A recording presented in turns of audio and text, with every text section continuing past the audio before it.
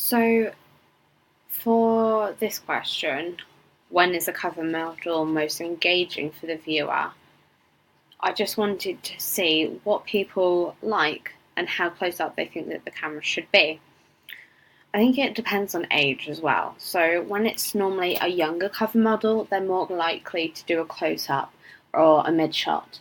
But if they're a bit more older but still good looking, they're more likely to use a longer mid shot. This is just to have a bit more dignity and care for that person so they don't get embarrassed by some of their flaws with the skin.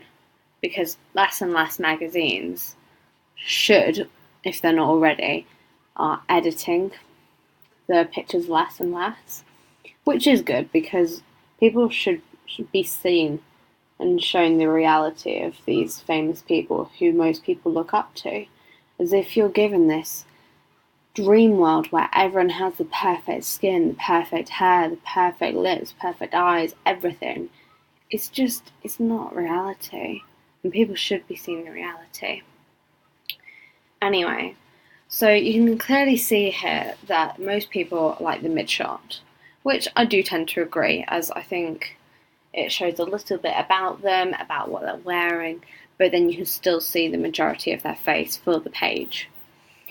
I may do a more close-up / mid shot for mine, just because I love to get the detail for images, but this is still an idea to incorporate. If my mid shot is going to be my main image for my cover, I'm going to include long shots or close shots for my mini images around the bottom of my pages, just so then I get a bit more of a variety. I'm definitely going to use long shots and close-ups for my contents page though, just so then I get, again, so it's not all the same and it just breaks up all of the images so it's less boring.